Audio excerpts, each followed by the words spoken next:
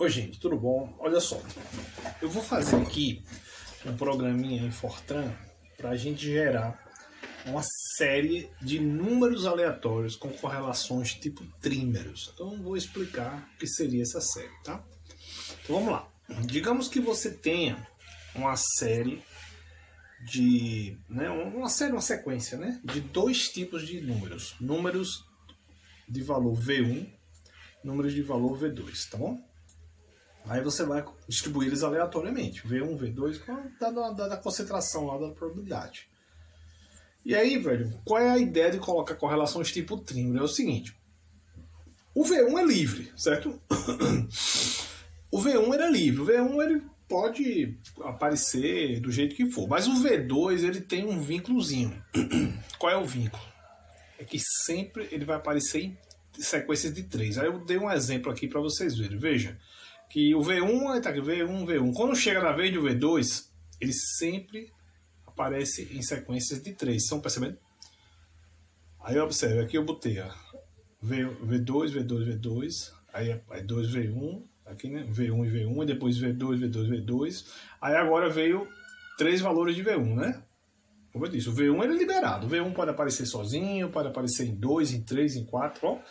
Mas o V1, né? O V1 é liberado. O V1 ele pode estar sozinho lá no meio da série, ele pode estar V1 em V1, ele pode estar V1, V1 em V1, ele pode estar 5 valores de V1. O V1, tipo, quantos valores de V1 você vai aglomerar, isso não há nenhuma restrição. Mas o V2 tem. Sempre o V2 tem que aparecer em grupos de 3, assim. Ó. Então, isso daqui é um trímero, isso aqui é outro trímero, e isso aqui são 2 trímeros seguidos. Ó. Um trímero e aqui outro trímero. Tá entendendo? Pronto. Essa é uma sequência aleatória, ou seja, você tem uma aleatoriedade na distribuição desse V1 e V2, mas sempre que tiver um V2, ele está sempre acompanhado de outros 2 carinhas lá, tá certo? Então, fazer o programa para gerar isso aí. Escolher V1 igual a 1 e V2 igual a 2, só um exemplo, tá bom? Pode ser qualquer outro valor. Então vamos lá, define aqui as variáveis reais, certo? Uma variável inteira, né? Define um vetorzinho, esse vetor vai guardar essa sequência, tá bom? Essa variável real C aqui, ela é a concentração de trímeros, tá bom? Esse N que aparece aqui é o tamanho da série. Nesse exemplo aí eu vou fazer uma série com 10.000 números, tá bom? Aí como é que eu gero essa... Como é que eu faço? Qual é o protocolo que eu faço para gerar? O seguinte, o A1, que é o vetor que vai guardar a série, eu vou iniciar ele. Então eu vou iniciar ele o seguinte, todos os valores de A1, ou seja, todos os valores da série são iguais a V1. Então eu começo com todo mundo igual a 1. Ó, todos os caras são iguais a 1, tá vendo? Que no meu caso aqui é o V1, tá bom? Aí o que é que eu faço? Tá aqui a minha série é essa daqui. Por enquanto é uma série pura, é um sistema puro, todo mundo igual. Aí eu chego num dado cara aqui, faço um sorteio, número aleatório. Aí eu checo. Esse número, ele está dentro da concentração de trímeros, ou seja, esse número é menor do que C. Se sim, aquele cara foi sorteado para ser um trímero. Quando acontece isso, não é só ele que é perturbado. Ele e os 2 caras que estão na frente dele são modificados. Então, digamos que eu sorteei, por exemplo, esse cara aqui. Então, esse cara e os 2 que estão na frente dele vão ser modificados. Eles deixam de ser valor 1, passa a ter valor 2. Com isso, velho, você tem que travar o sistema. Você não pode mais mexer nesses 2 da frente. Por quê? Eles já foram perturbados, eles já foram modificados. Compreendeu? Então essa é a primeira estratégia. A outra estratégia que você tem que ter é a seguinte. A extrema direita dessa série, se você começa a fazer esse percurso daqui, a extrema direita aqui, ela tem algumas restrições. Por exemplo, eu não posso... tentar colocar um trímero aqui no final. Por quê? Não tem mais espaço para colocar, então eu tenho que fazer esse teste até a posição aqui. Essa posição aqui, que posição é essa? N, N-1, N-2. Então eu tenho que fazer esse passeio na série, né, para sortear a distribuição de dímeros até a posição N-2, tá bom? Então é isso. Então vamos fazer um passeio da série. Como é que eu faço um passeio? Eu faço um loop. Esse contador vai de 1 até N-2. Para cada posição dessa, eu sorteio o número aleatório. É esse aqui, esse R1. Se esse número aleatório, R1, ele for menor do que C, o que aconteceu? Aquela posição foi sorteada para virar um trímero, entendeu? Aí eu faço, se o R1, que é o número aleatório, for menor do que C, então, se isso acontecer, entendeu? Aí, vou botar aqui, teremos trímero. Aí observe que eu botei teremos entre aspas. Por quê? Por que eu botei entre aspas? Porque você tem que fazer aquele teste de quê?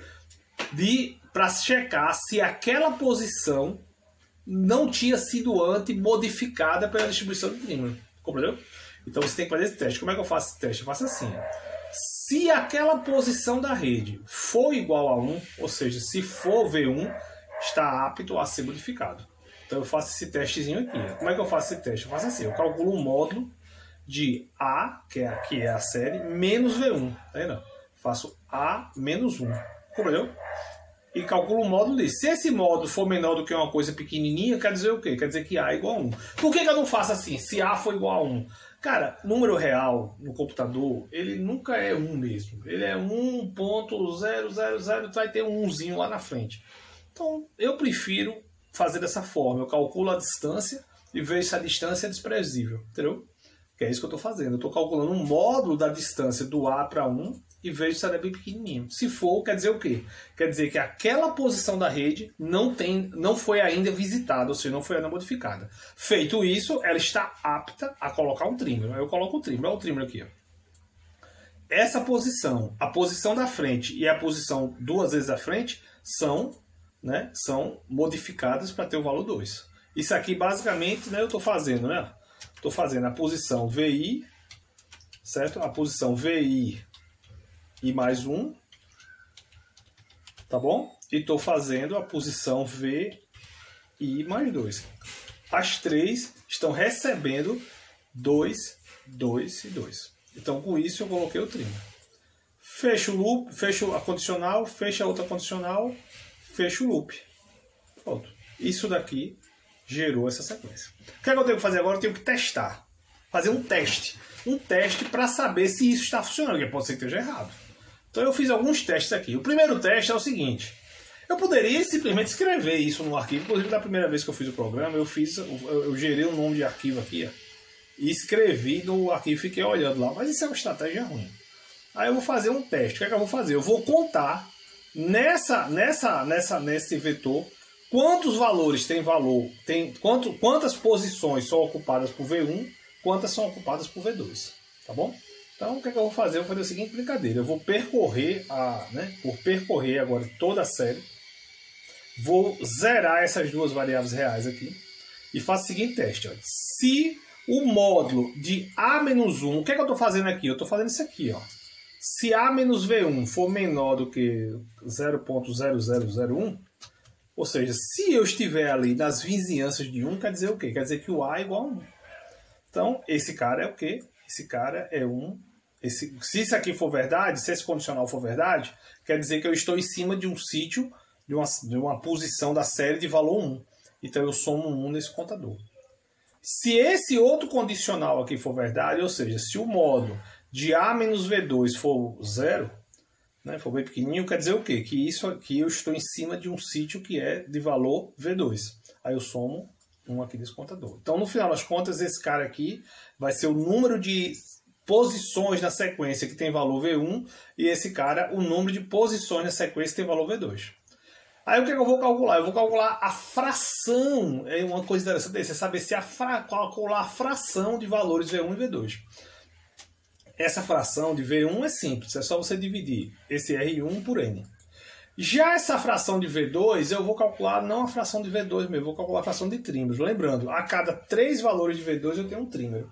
Então eu vou pegar esse cara aqui, dividir por 3 e por N. Então esse R4 aqui, ele é a fração de trímeros, que é basicamente o número de trímeros sobre o número de V2, né? O número de valores V2, está errado aqui, trímero não. O número de valores V2 sobre 3N. Por que sobre 3N? Lembrando, você precisa de 3 valores de V2 para dizer que isso é um trímero, entendeu? E divide por N para ser a fração total. Então, aqui nessa linha aqui, eu tenho 4 quantidades. Eu somo R1 mais R2. Quanto é que tem que ser? Tem que ser igual a N, óbvio. E aqui eu tenho a fração de valores de V1 e aqui tem uma fração de trímeros. Tá bom? Pronto, esse foi um teste. O outro testezinho que eu vou fazer é um testezinho um pouquinho mais sofisticado. Eu novamente zero esse R1 e R2 aqui. Aí eu vou fazer a seguinte coisa. Eu faço um condicional aqui. Se o valor que eu estou... eu faço um loop de 1 até N para percorrer a minha série. Aí faço a seguinte coisa. Se esse valor de A aqui ele for maior do que esse 1.2, o que é maior do que 1.2 nesse tipo de problema? Eu só tenho dois valores, 1 e 2. Se ele for maior do que 1.2, ele é igual a quanto? Ele é igual a 2, óbvio. Então, se esse condicional aqui acontecer, quer dizer o quê? Eu entrei no trímero. Aí eu venho aqui e somo 1 nesse contador. Então, esse contador aqui, ele vai contar, né, quantos valores de V2 existem, certo? Seguidos. Beleza? Quando aí o que é que eu testo? Uma vez que eu faço esse condicional aqui, aí eu venho aqui o seguinte, ó. Eu tô dentro do condicional, o condicional tá aberto, ó, tá aberto, tá vendo? Aí dentro dele eu faço outra pergunta. Se o cara da frente for menor do que 2, quer dizer o quê? Eu tô no dado V2 aqui. Se o da frente for V1, o que aconteceu? Eu estou saindo do trímero, eu tô saindo do trímero, entendeu? Saindo do trímero. Sacou? Aí o que é que eu faço? Não preciso mais contar. Aí eu guardo nessa variável R2, esse valor aqui é R1 sobre R3. Por que R1 sobre R3? R1 é quantos caras de valor V2 existe. Se eu divido por 3, eu tenho o quê? O número de trímeros. Compreendeu? Aí eu mando também ele escrever essa quantidade. O que é que vai dar isso aqui? Isso aqui vai dar 1 se eu estiver em cima de um trímero, ou pode dar 2 se eu tiver, por exemplo, numa configuração dessa aqui. Ó. Olha essa configuração aqui. Ó. Essa configuração eu tenho 3 caras de valor V2 aqui e 3 caras de valor V2 aqui. Então eu tenho 6. 6 dividido por 3 vai dar 2. Então no final das contas, esse write que eu coloco aqui, ele basicamente ele vai dar ou 1, ou 2, ou 3, sempre números inteiros. Né? E esse cara aqui, esse R2 aqui, ele no final das contas ele vai fazer o papel do número total de trímeros na sequência. Tá bom? Beleza? Então, de posse desse número aqui, eu vou saber quantos trímeros tem e eu posso escrever esse R2 sobre N. O que é R2 sobre N? Se R2 é o número total de trímeros, se eu divido por N é o que? É a fração de trímeros. E vou escrever o R4, que o R4 é o quê? É a mesma fração calculada no teste anterior. Ó, lembra? Cadê aqui? Aqui nesse testezinho anterior. Lembra que a gente calculou aqui? Ó, a gente fez esse mesmo cálculo aqui, né? Teste por outro teste, tá bom? Então é isso. Então são duas maneiras de a gente testar se está funcionando. Tá legal? Agora vamos compilar. Vamos lá. Opa, tá aqui, né? Desculpa. Então vamos compilar, né? Compilei o programa. Aí vamos executar. Tem um bocadão de número aí, tá vendo? Vamos lá, vamos subir aqui pra gente dar uma olhadinha. Então, o primeiro teste, ele vai escrever o número total de sítios. Cadê? Bora, suba. Aí, pronto. Ó, ele vai escrever 10.000, que é o número total, 10.000. Vai escrever aqui esse 0,75, que é 0,75, é a fração de valores V1. E vai escrever aqui esse número aqui, que é o quê? É o R4, lembra? Aquele primeiro, né? Ó, dê uma olhadinha aqui, ó. Esse cara aqui, ó. Tá vendo? São 4 valores que tem que escrever, tá vendo? Compare aqui agora. 4 valores. 10.000, 10.000, fração de V1 e a fração de trímeros.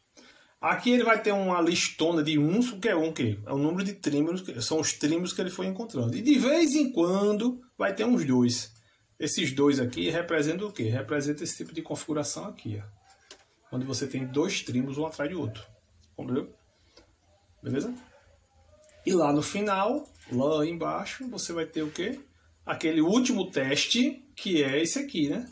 Que é a fração de trímeros calculada desse jeito e a fração antiga de trímeros. Quando você compara, dá exatamente o mesmo valor. Tá bom? Então é isso. Então a gente gerou aí uma sequência aleatória de números aleatórios, onde você tem esses trímeros, né? Que acaba colocando um tipo de correlação local nela, entendeu? Tá bom, gente? Então é isso aí. Obrigado aí, viu, pelo interesse. Quem gosta de localização vai lembrar que esse tipo de correlação ele foi usado no passado porque existem alguns polímeros que têm distribuições lá espaciais nos seus átomos parecido com esse tipo de estrutura aí de trímero ou dímero, entendeu? Então esse tipo de correlação local, teve bastante interesse, até hoje tem bastante interesse na comunidade de quem estuda desordem correlacionada, né? No caso, dentro do contexto da teoria da localização. Tá bom? Então é isso, gente. Obrigado, viu? Um abraço.